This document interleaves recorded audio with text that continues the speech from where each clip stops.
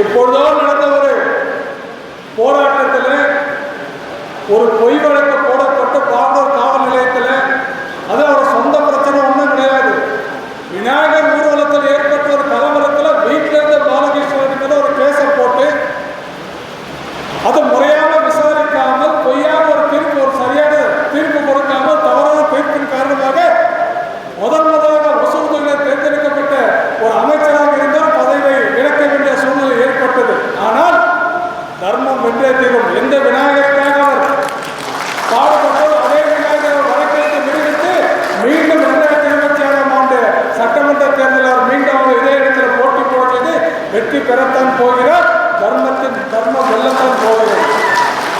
அதே போல 2016ஆம் ஆண்டு மறைந்த மரியாதைக்குரிய அம்மா அவர்கள், அதன் பிறகு அனைத்து இந்த அண்ணா திராவிட முன்னேற்றங்களுக்கு என்ன ஆகுமோ, எத்தனை நாட்கள் இருக்குமோ, ஆட்சி கவிழ்மா என்று இருந்த சூழ்நிலையிலே திறம்பட செயல்பாட்டினாலே அனைவரும் மிக சிறப்பாக அரவணைத்த காரணத்தினாலே நல்லதொரு ஆட்சி கொடுத்த எடப்பாடி பழனிசாமி அவர்கள் மீண்டும் முதலமைச்சராக தேசிய கூட்டணி சார்பில் மீண்டும் முதலமைச்சர் உறுதி. அதுதான் தர்மத்தின் வாழ்தலை சூதுகவும் தர்மம் மீண்டும் வென்றே தீர்மானம். ஏன்னா தர்மத்திலே நம்பியிருக்கின்ற ஒரு கூட்டணி கட்சி இது. தமிழ்நாட்டில் இன்னைக்கு இருக்கக்கூடாத ஒரு கட்சி இருக்குன்னு சொன்னா கம்யூனிஸ்ட் கட்சி சொல்ல மாட்டேன், திராவிட முன்னேற்ற கழகம். திராவிட முன்னேற்ற கழகம் தமிழ்நாட்டில் மட்டுமல்ல, இந்த நாட்டில் இருக்கக்கூடிய 2-3 கட்சியில திராவிட முன்னேற்றம். ஏனென்றால் அவர்கள் செய்கின்ற துரோகங்கள், அவர் செய்கின்ற பொய் பிரச்சாரங்கள் தமிழக மக்கள் இன்றைக்கு 10 லட்சத்து கோடிக்கும் அதிகமான கடன் சபை வைத்திருக்கிறார்களே. ஆகவே அந்த திராவிட முன்னேற்ற கழகம் தமிழகத்திலிருந்து விரட்டடிக்கப்படும் என்று சொன்னார். இன்றைக்கு ஒசூரில் தேசிய ஜனதா கூட்டணி வேட்பாளர், அனைத்து இந்திய திராவிட முன்னேற்ற கழக வேட்பாளர் மரியாதைக்குரிய சகோதரர் பாலகிருஷ்ணன் அவர்கள் வெற்றி பெற்று ஆக வேண்டும் என்ற கட்டாயத்தில் நாம் அத்தனை பேர் இருந்து கொண்டிருக்கின்றோம். அனைத்து இந்திய திராவிட முன்னேற்ற கழகத்துடைய துணை பொதுச் செயலர் மரியாதைக்குரிய அண்ணன் கே.பி.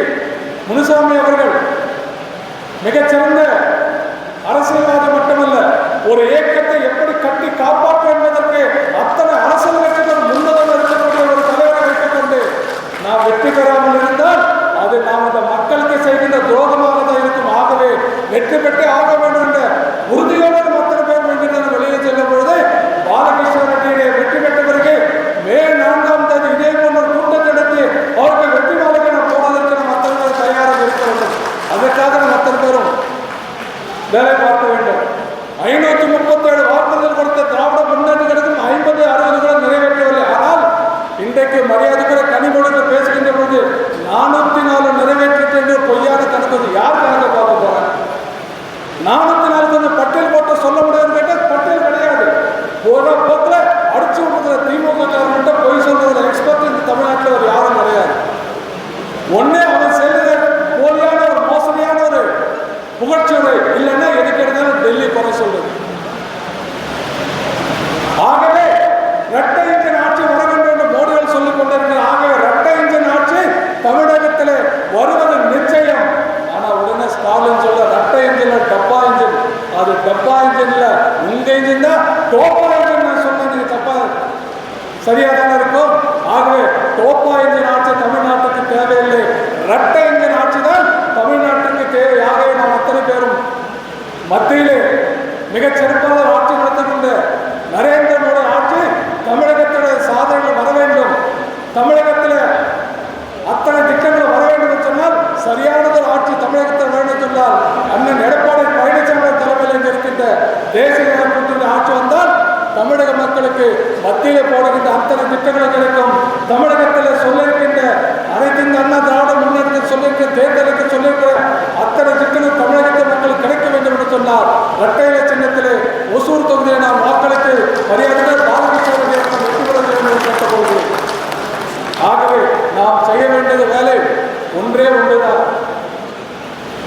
பாரனூரில் என்னாச்சு நம்ம கவலைப்பட வேண்டாம், சூளகிரியில் என்னாச்சு நம்ம கவலைப்பட வேண்டாம், கிருஷ்ணகிரியில் என்னாச்சு ஏழூரில் என்னாச்சு, என்னுடைய வாக்குச்சாவடியில் என்னாச்சு, மாவட்டத்தில் சொல்லிருக்க மேலும் சத்தியம் மஜ்பூத்தம் சொல்லியிருக்கு. எனது வாக்குச்சாவடி வலிமையான வாக்குச்சாவடி. ஆகவே எனது வாக்குச்சாவடியிலே அதிகமான வாக்குகள் வாங்க வேண்டும். எத்தனை அந்த வாக்குச்சாவடியில் பதிவாகிறதோ பதிவானதில் 51% வாக்குகள் நம்முடைய இரட்டை இலை சின்னத்தில் பதிவு செய்துவிட்டால், அதே போல் அத்தனை வாக்குச்சாவடி பதிவு செய்துவிட்டால் ஆகவே எதை பற்றி கவலைப்பட வேண்டாம்.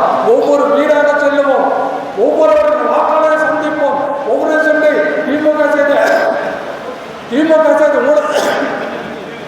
திமுக செய்த ஊழல்களை சொல்லுவோம்.